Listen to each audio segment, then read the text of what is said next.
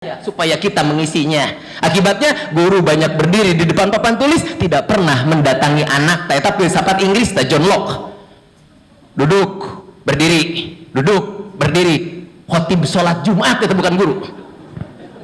Nah kemarin banyak khotib sholat Jumat bukan guru. Filsafatnya keliru. Filsafat bangsa kita konvergensi, kata Ki Hajar Dewantara. Tapi praktek pendidikan hari ini kebanyakan tabula rasa, empiricism, John Locke Inggris. Gurunya belum pernah dekat dengan anak, akibatnya anaknya jauh dengan guru. Apa yang terjadi? Anaknya terlihat kecil. Kalau anak terlihat kecil, maka dalam benak guru adalah apa?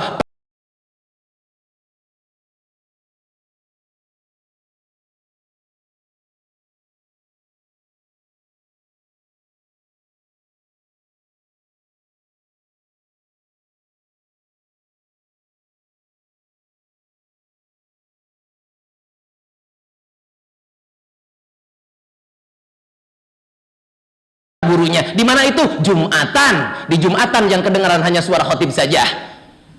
Jamaahnya tidak boleh berbicara. Nah kemarin sistem pendidikan di kita jadi begitu, apa? Suara guru yang banyak, tapi anaknya tak ada di sekolah.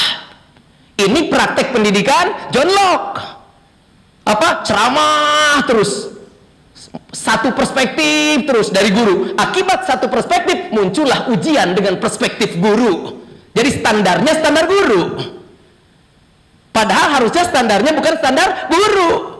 Karena anak SMP yang kita ajar, kita tidak tahu dia akan jadi apa. Beda dengan SMK, masuk teknik mesin, ahli mesin. Masuk PGSD akan jadi guru SD. Masuk ke teknik fisika akan jadi ahli automation, misalkan. Atau fisika bangunan dan sebagainya. Anak SMP yang kita ajar akan jadi apa? Kita nggak tahu. Kalau begitu apa? Beda yang diajarkan. Ke SMK dan perguruan tinggi diajarkan ilmu karir. Ke anak SMP, SD, PAUD diajarkan ilmu hidup. Kenapa ilmu hidup? Karena kita tidak tahu dia akan jadi apa. Ajarkan saja ilmu hidup. Perkara dia jadi apapun, yang penting dia bisa hidup dan menghidupi orang banyak. Khairun nas anfa'uhum linnas. Memberikan manfaat untuk orang banyak.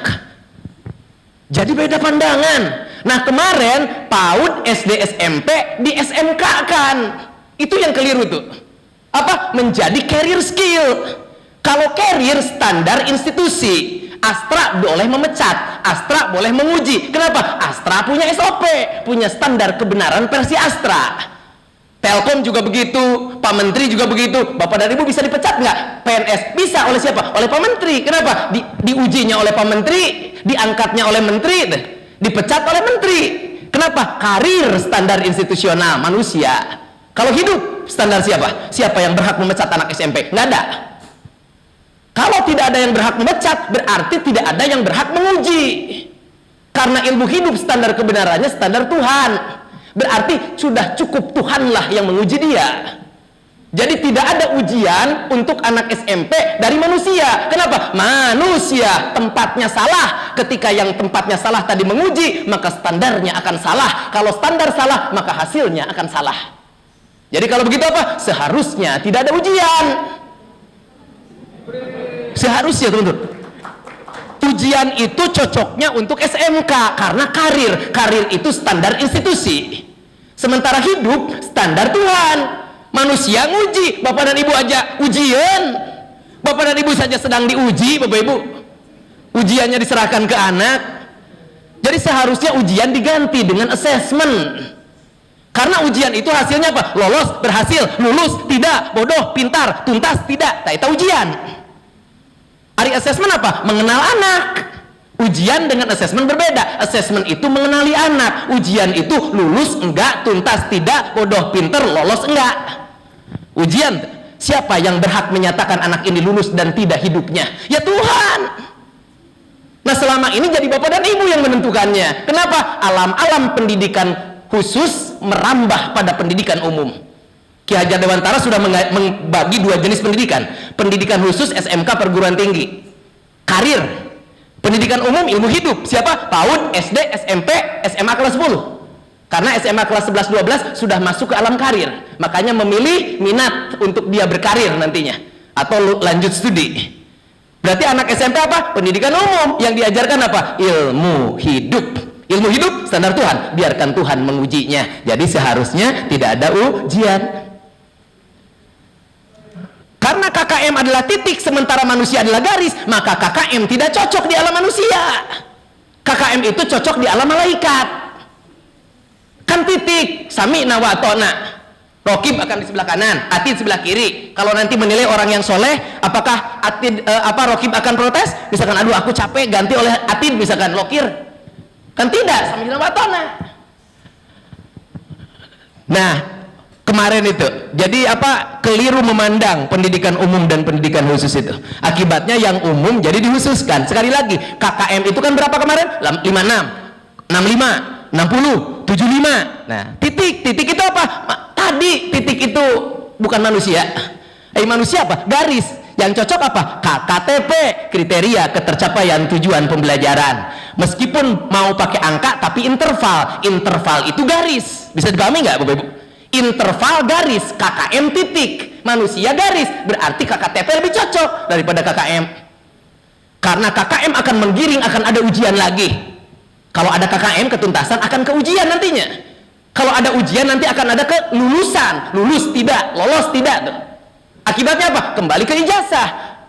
Dengan demikian, pendidikan bukan untuk hidup tapi demi selembar ijazah. Inilah yang disampaikan oleh Ki Hajar Dewantara. Hati-hati dengan pendidikan ke depan yang cenderung pada diploma yahat. Apa itu diploma yahat? Pendidikan berubah untuk selembar sertifikat.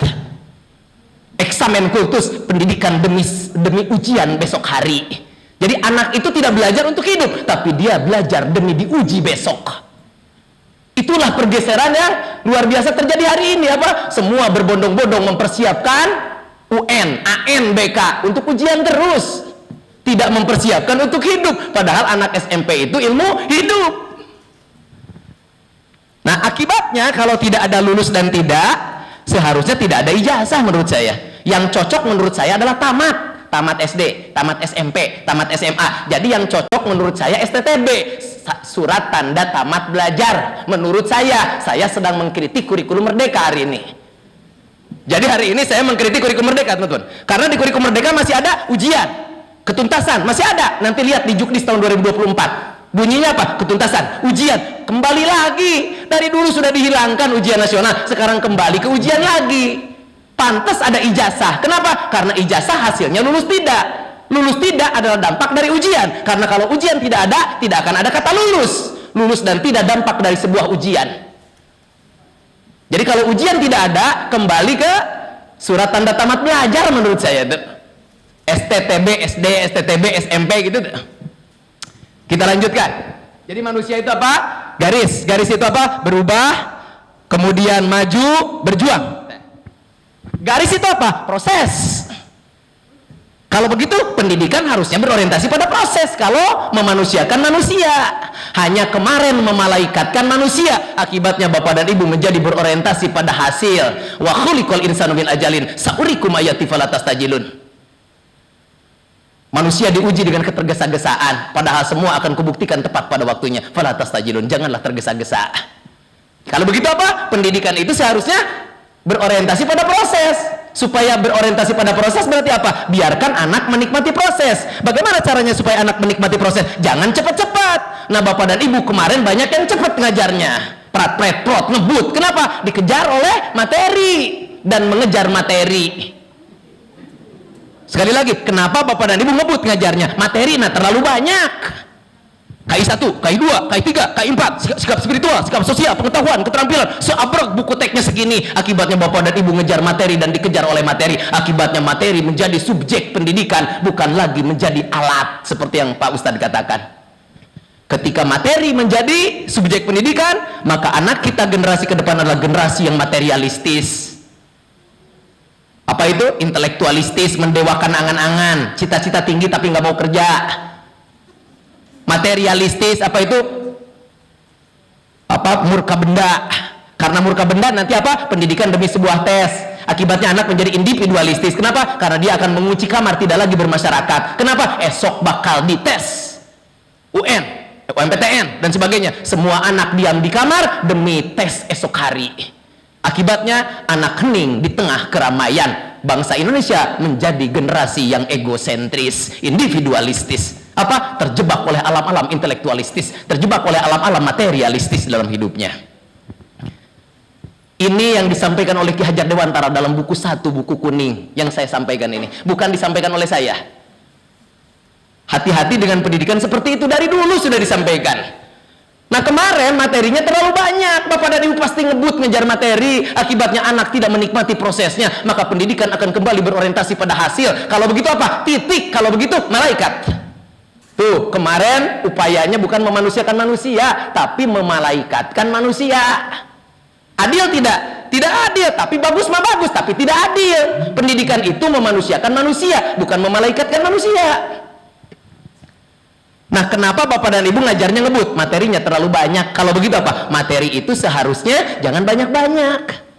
Dipilih saja materi itu yang penting. Untuk apa? Untuk hidup, kan ilmu hidup. Contoh tentang mata, kornea, iris, pupil. Kan nanti juga bakal lupa dan dia tidak mau jadi dokter merenang. Nanti juga apa yang kita sampaikan akan dilupakan. Dalam pendidikan tidak ada skala prioritas oleh Bapak dan Ibu. Padahal ada teorinya dari James Clear tentang the focus, the myth of multitasking. Kalau seseorang segala macam dikerjakan, maka energinya akan terbagi. Yang kelihatan adalah sibuknya dan hasilnya tidak akan pernah terlihat. Jadi dalam hidup itu harus ada fokus. Mana yang menjadi skala prioritas gitu. Jadi dari CP yang materinya tentang mata, guru IPA harusnya memilih mana kira-kira materi tentang mata yang penting untuk hidup. Itu yang benar-benar diajarkan di kelas. Sisanya disuruh mencari, karena hari ini sudah eranya literasi, keterbukaan wawasan.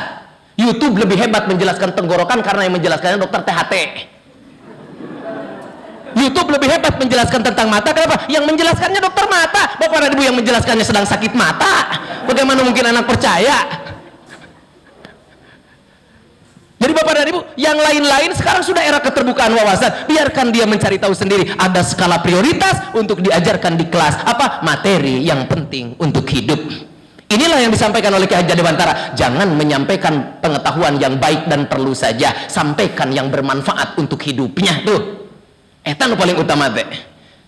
Di mana coba materi yang penting untuk hidup? Ada di SKL. Apa? Standar kompetensi lulusan. Ada di mana? Permendikbudristek nomor 5 tahun 2022 di kurikulum Merdeka. 1. Beriman, bertakwa, berakhlak mulia. Apa bedanya dengan kurikulum 2013? SKL-nya ke materi. Gaya, mata, telinga. Ternyata kurikulum 2013. Standar kompetensi lulusannya ke materi. Akibatnya pendidikannya materialistis. Pantesan materinya terlalu banyak. Pantesan ada ketuntasan dan ujian. Kenapa? Karena memang fokusnya pada materi. Akibatnya apa? Ngajar menjadi ceramah saja. Ceramah bagus, ceramah saja yang jelek. Praktek bagus, praktek saja jadi jelek. PBL bagus, PBL terus jadi jelek. Yang bagus apa? Variatif, multimode, multimetode. Teman-teman di kelas itu, supaya anak tidak jenuh dan sebagainya, disesuaikan dengan karakteristik dan kondisi saat itu yang pasti berubah. Oke. Berlanjut. Jadi kalau begitu apa? Materinya dipilih sesuai SKL. SKL yang pertama apa di kurikulum Merdeka? Beriman, bertakwa, berakhlak mulia. Nomor 1 itu. Kurikulum Merdeka apa? Ingin manusia yang keluar dari kelas adalah manusia yang tauhidnya kuat, iman dan takwa. Nomor 1 tuh. Kalau begitu, kalau ingin menjelaskan tentang mata apa? Skala prioritasnya. Mengapa Tuhan menciptakan mata untuk kita? Nah, eta heula. Subhanallah, Allahu Akbar. Masya Allah, anak TK keluar Allah, Allah, Allah, Allah, Allah. Nah, akibatnya apa? Sosok tauhid keluar dari kelas. Kemarin Bapak dan Ibu hanya menyampaikan apa? Charles Darwin, Piaget, Vygotsky, melupakan Tuhan yang menciptakan ilmu itu. Padahal semua diciptakan oleh Dia. Jadi SKL yang pertama apa? Iman dan takwa. Makanya ketika menjelaskan tentang mata, ajarkan apa? Mengapa Tuhan menciptakan mata untuk kita. Kalau menjelaskan tentang kubus apa? Kan kubus terbentuk, mengapa Tuhan menciptakan berbagai bentuk. Tuh, ke Tuhan lagi. SKL yang kedua apa? Nilai-nilai Pancasila. Apa isinya? Cinta diri, cinta alam. Tentang mata apa yang penting diajarkan di kelas? Seandainya kita tidak punya kita, pesannya apa? Mencintai mata kita, mencintai diri kita. Tuh. Yang ketiga apa? Literasi numerasi. Literasi apa? Ada informasi yang penting untuk saya sampaikan pada orang banyak, dan orang banyak yang mendengarnya akan melaksanakannya dalam kehidupan. Itu literasi. Jadi literasi itu bukan segala ditempel, itu mah hiasan literasi. Literasi itu bukan pohon literasi, itu mah tempat menggantungnya rambat-rambat lancah. Itu dia belakang. Literasi itu bukan baca di lapangan upacara, itu mah ngahi hidung punuk dalam bahasa Sunda mah. Jadi Jadi kenapa literasi dibuat jadi formal? Padahal literasi itu apa? Natural, apa adanya, rasa ingin tahu, curiosity. Kemarin diformalkan, tepuk literasi, jadi gitu, Indonesia malu bagaya. Makanya kata Ki Hajar Dewantara apa? Neng, ning, nung, nang, meneng, mening, hanung, menang. Seseorang akan menang ketika dia mampu menemukan dirinya yang sejati. Apa kuncinya? Jangan loba gaya dalam hidup. Karena kalau loba gaya dalam hidup, kita akan kehilangan jati diri kita karena kita lupa diri, gitu tentu. Kata Ki Hajar Dewantara teh. Di kita naon? Di foto aja saya repot kalau di setiap sekolah. Ada yang gini, ada yang lidah, ada yang begini. Wah, repot sekali, apa terlalu banyak gaya. Tidak akan menemukan diri yang sejati, gayanya terlalu banyak, jadi lupa diri. Mohon maaf ya. Jadi formal.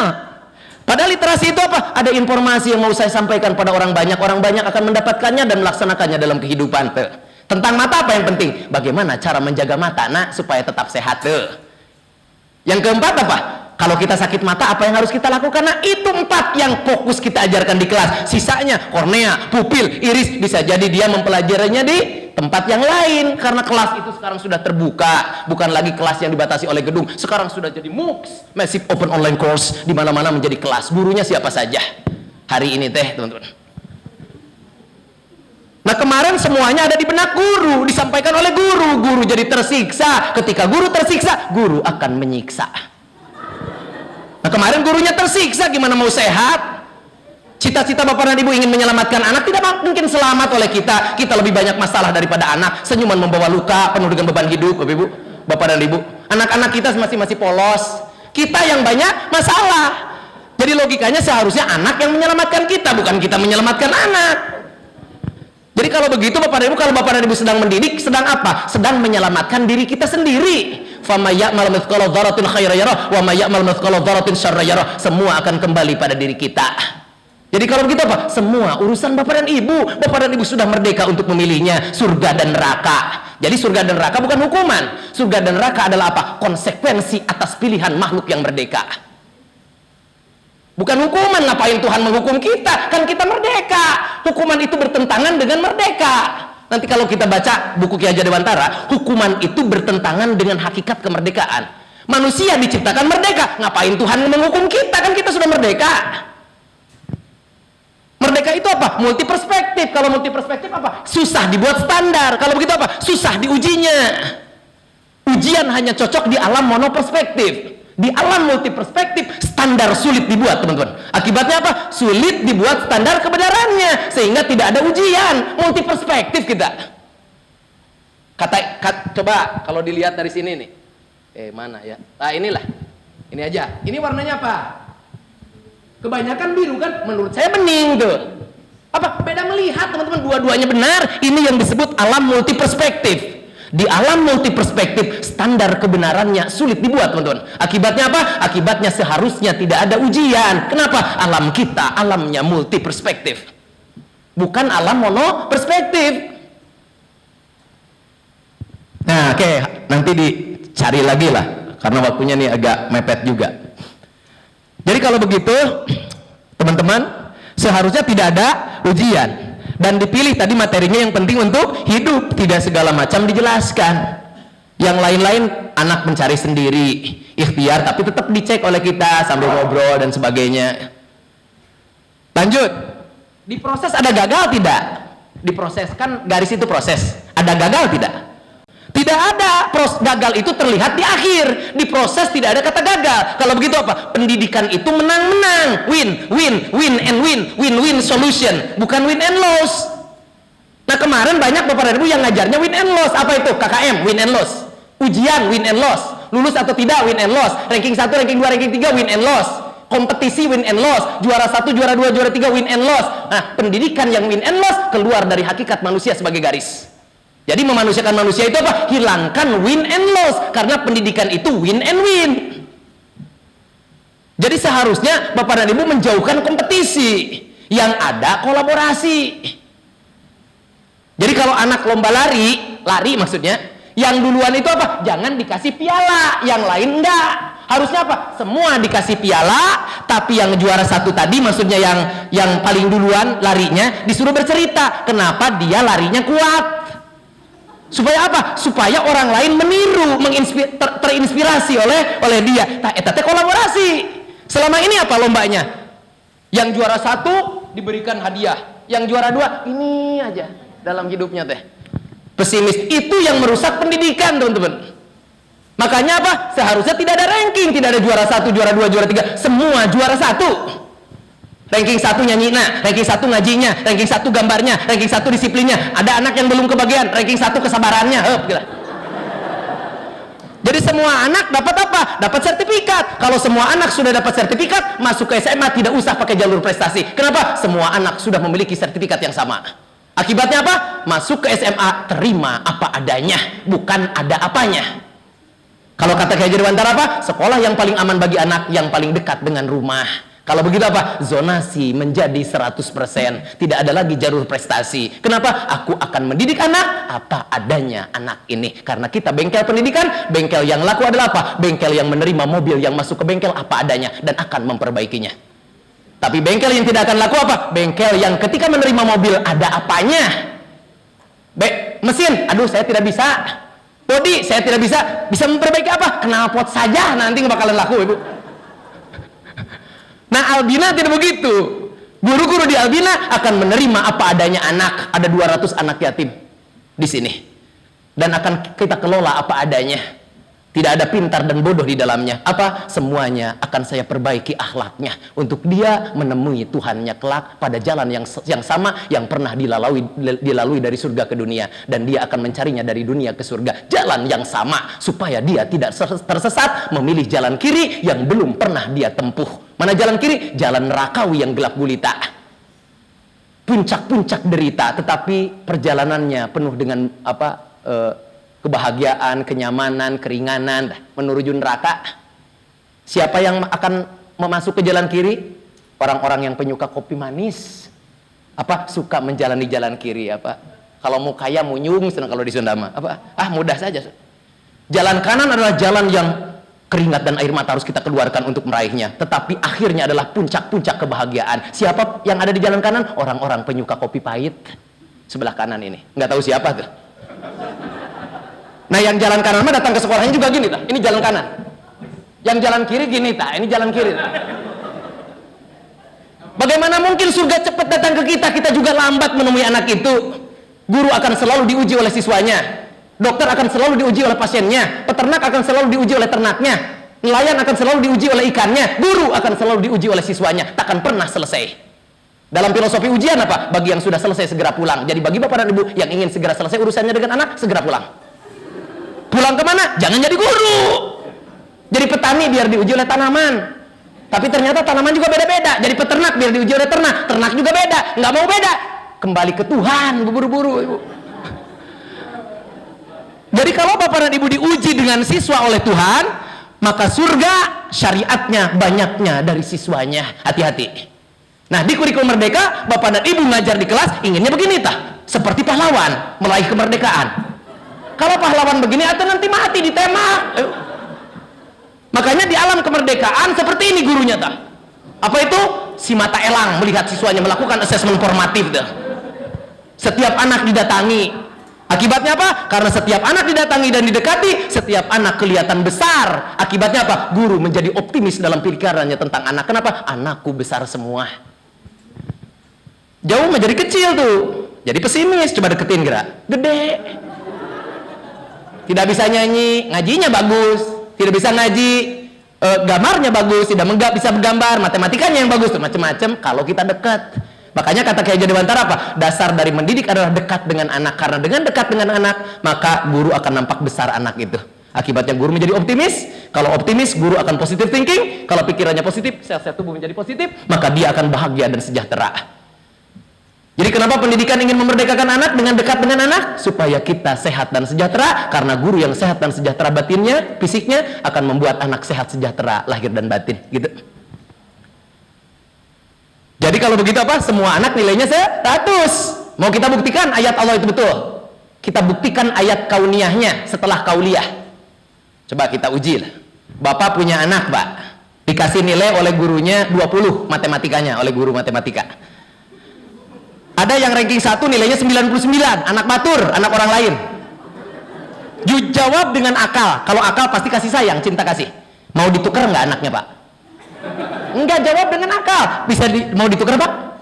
Enggak. Kenapa coba nggak mau ditukar? Menurut Bapak, anaknya bernilai 100. Betul sekali apa yang dinyatakan dalam Al-Quran. Apa? Setiap anak bernilai 100. Jadi kalau begitu apa? Ahsanu takwim. Kalau begitu anak itu semuanya cibi. Nah, saya sedang mengkritisi kementerian dalam Permen nomor 12 tahun 2024. Apa dinyatakan? Ada anak cibi dan tidak. Menurut saya anak itu cibi semua. Yang benar cibinya disebut cibi spiritual, cibi emosional, cibi spasial, cibi matematis, cibi emosional, cibi musikal, semuanya cibi. Tidak ada yang tidak cibi. Nanti jadi eksklusif, anak ini cibi, anak ini enggak, berarti cabi. Tuh. Termasuk ada kata-kata anak ABK dan tidak, itu salah. Semua anak menurut saya ABK. Yang benar ABK-nya disebut ABK tantrum, ABK disleksia, ABK disgrafia, semuanya ABK. Ada yang tidak tahu? Belum tahu saya ABK, tapi gurunya juga GBK, guru berkebutuhan khusus. Termasuk Bapak KS nih, Bapak KSBK, Kepala Sekolah Berkebutuhan Khusus. Kenapa? Kita tercipta unik dan berbeda, berarti kita spesial. Kalau begitu, kita ABK semua. Kemarin suka salah ngomong, Pak, di kelas saya ada anak yang ABK, ibu juga GBK. Gimana? Kalau begitu pendidikan jadi eksklusif, pada pendidikan itu kan inklusif, teman-teman. Jadi membeda-bedakan, jadi berdiferensiasi, bukan terdiferensiasi. Ber dengan ter berbeda semantiknya. Ber di ada bedanya, ter apa adanya, karena memang sudah beda dari Allahnya. Mana yang lebih setuju? Yang kedua, kalau begitu apa? Terdiferensiasi yang betul, bukan berdiferensiasi. Kalau berdiferensiasi jadi beda-beda di kelasnya, atau jadi eksklusif anak dibandingkan. Tidak adil membandingkan monyet dengan ikan kalau naik pohon, kasihan ikannya. Tidak adil ikan dan monyet berenang dibandingkan, kasihan atau monyetnya. Kalau begitu apa? Monyet dan ikan beda, tidak usah dibanding-bandingkan karena memang sudah beda. Begitu juga anak, unik dan berbeda, maka dalam hidupnya tidak dibanding-bandingkan dan tidak dibeda-bedakan. Apa? Semua ranking 1 penciptaannya ahsanu takwim. Berarti apa? Semua anak bernilai 100.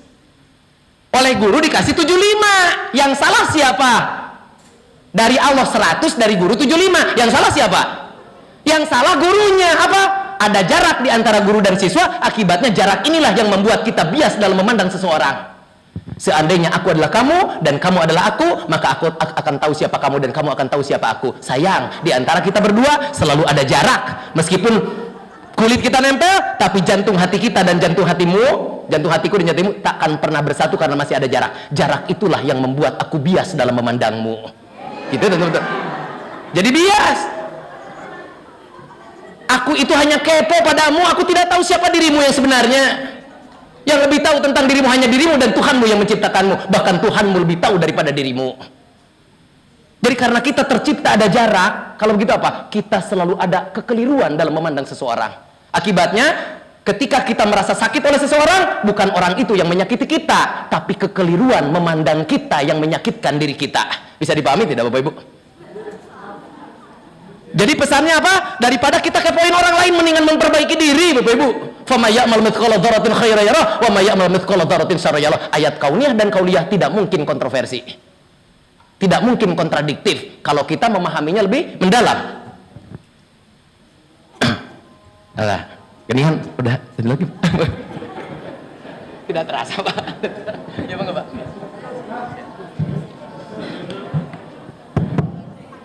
Ya, alhamdulillah, masya Allah, luar biasa tadi penyampaian dari Pak Dr. Sandi, betul-betul menggugah kita, ya, karena banyak pesan-pesan tadi yang sudah digulirkan kepada kita yang lebih saya lihat lebih mencerahkan dan saya rasa lebih mencerahkan apa yang disampaikan tadi.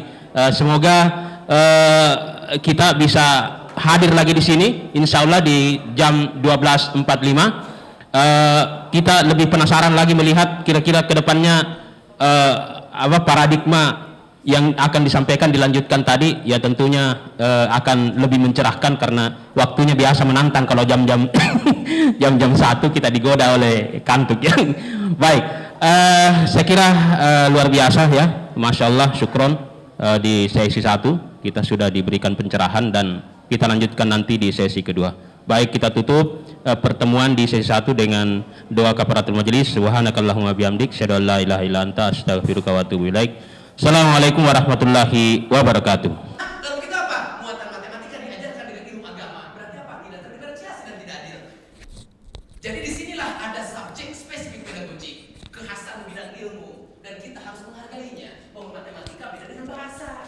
Tapi banyak guru yang ngajar matematikanya pakai bahasa Indonesia ilmunya.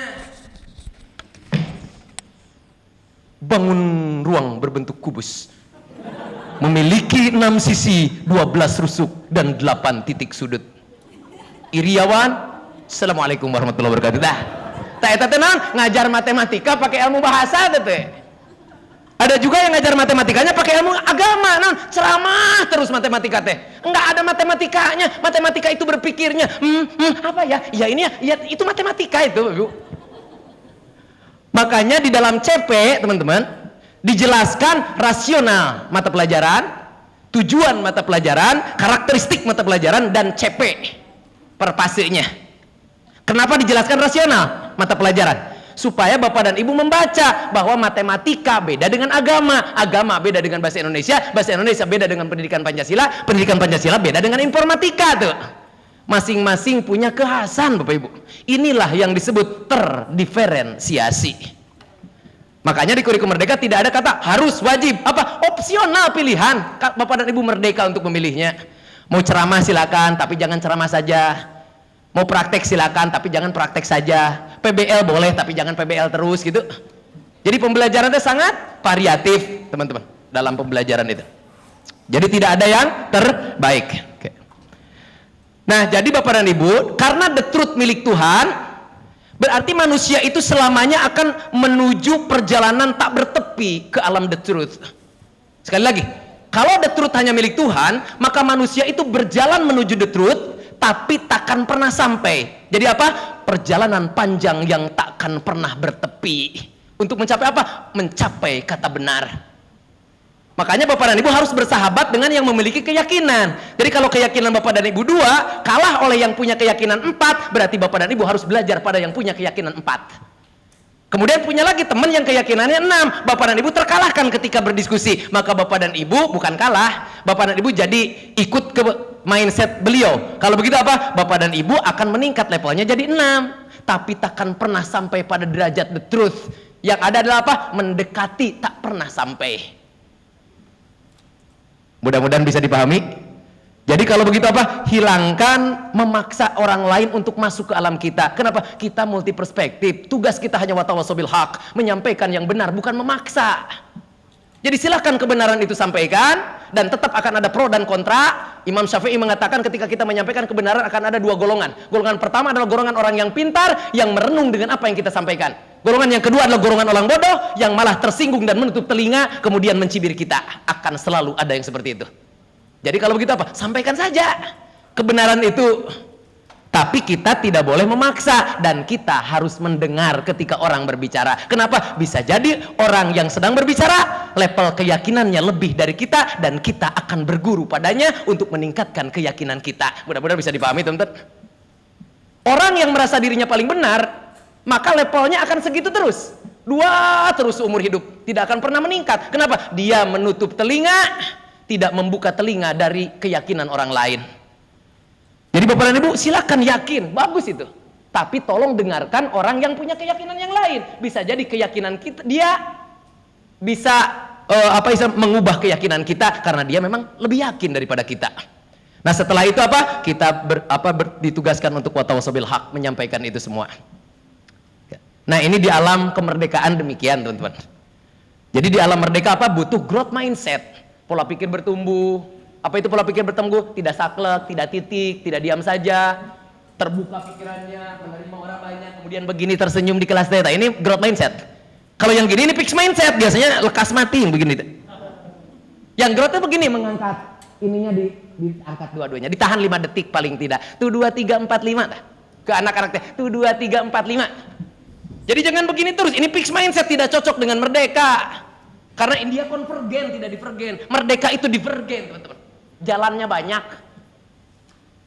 Kalau fixed mindset konvergen, jalannya satu. Jadi kalau tidak ada jalan yang lain, mendingan harakiri, bunuh diri gitu. growth mindset itu apa? Pikiran terbuka, banyak mendengar. Ayat kauniyah kita mengatakan apa? Anak harus dipikirkan, turun ke bawah, anak harus didengar, turun ke bawah ke mata, anak harus dilihat, turun ke bawah ke telinga, anak harus didengar, turun lagi ke bawah apa? Ketika mengajar harus bertanya ilmunya dulu tuh. Ketika ilmu itu sudah dapat, barulah kita bisa ngajar. Setelah kita bisa ngajar, baru kita bisa makan. Setelah kita bisa makan, baru kita buang air besar, kan gitu, Bapak Ibu. Ayat kauniyahnya begitu. Jadi guru itu apa? Mulia dengan berpikir, teman-teman. Manusia itu, bongannya diciptakannya seperti ini. Kalau diciptakannya seperti udang, antara bujur dengan apa? Dengan kepala sama saja, kan manusia enggak. Kalau begitu apa? Dia mulia dengan berpikirnya manusia teh.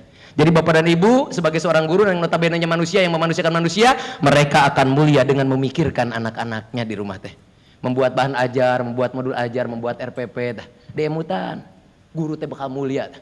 Tapi guru yang tidak pernah memikirkan anaknya, maka kelak anaknya takkan pernah memikirkan dia. Di alam mana? Di alam yang penuh dengan keabadian, kegelapan dan sebagainya. Tidak ada anak yang memberikan pelita padanya. Kenapa? Gurunya pun tidak mau memikirkannya, maka dia pun tidak akan memikirkan kita. Tapi guru yang memikirkan anak-anak, di penghujung persimpangan terakhir dia nggak tahu kapan, ketika dicabut, ya Allah jangan dulu, Budi belum bisa ngaji. Di akhir perjalanan dia ada nama Budi, maka kelak nama dia ada pada hati Budi. Nggak tahu kapan. Bayangkan kalau Bapak dan Ibu membayangkan jutaan anak, maka jutaan anak itulah apa? Di dalam hatinya ada nama ibu. Suatu saat nanti akan pernah dipanggil. Ibu jangan ke sana, di sana itu jurang, ke sini. Oh terima kasih deh. Ada siapa? Aku yang dulu tidak boleh naik oleh guru yang lain tapi ibu membelanya. Aku yang dulu dikucilkan oleh orang lain tapi ibu selalu memeluknya. Maka hari ini akan kupeluk engkau di dirimu ibu. Oleh dia. Mulia guru itu dengan memikirkan anaknya. Oke lanjutkan.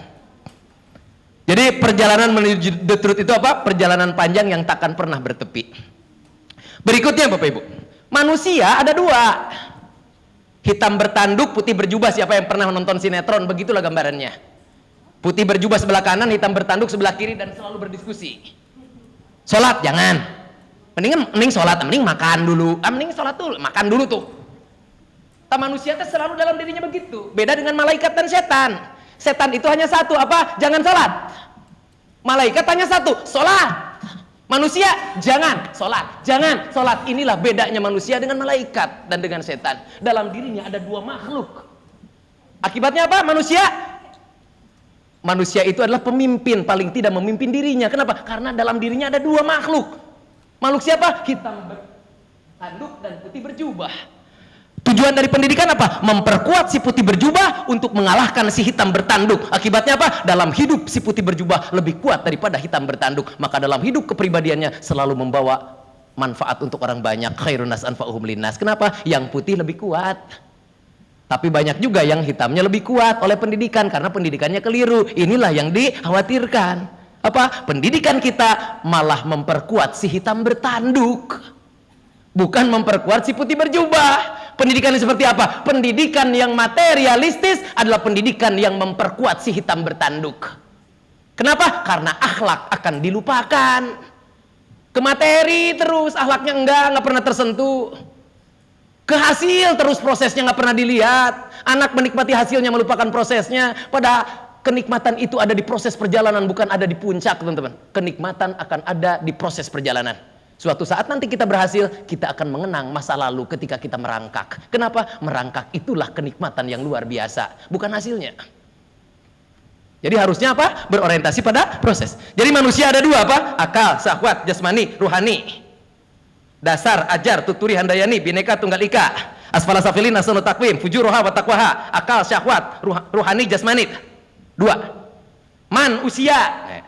Man adalah kemampuan, usia waktu. Men, jasad, dikasih mata untuk melihat, dikasih hidung untuk membau. Kalau begitu man itu apa? Kemampuan. Usia apa? Waktu. Kalau begitu manusia apa? Kelak dia akan bisa pada waktunya. Sekali lagi, manusia itu apa? Kelak dia akan bisa. Man, pada usia, pada waktunya. Karena usia itu waktu.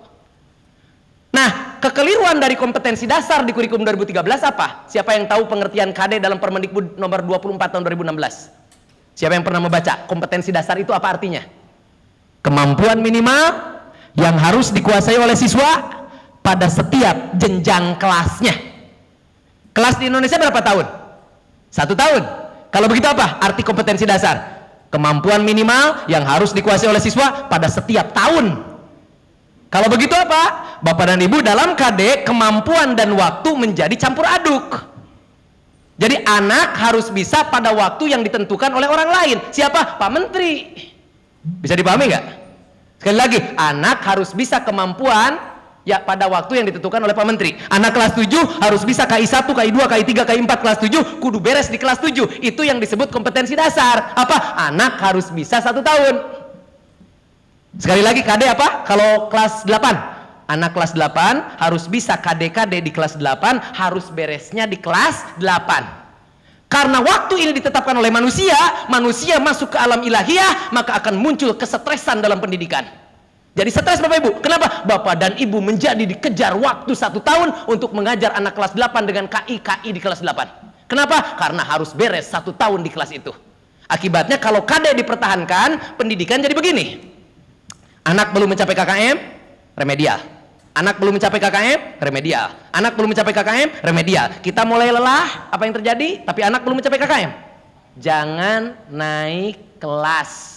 Kenapa tidak boleh naik kelas? Karena pengertian KD harus selesai 1 tahun. Setelah 3 kali di remedial dan kita lelah, anak ini belum mencapai KKM. Apa yang terjadi? Anak terancam tidak naik kelas. Bisa dipahami? Guru tidak ridho, anaknya tidak naik kelas. Kalau begitu apa? Di awal guru sudah mengkatrol nilai.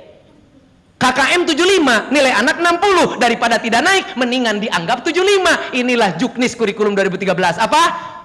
Kalau anak di bawah KKM, sekali di remedial, anggap saja pada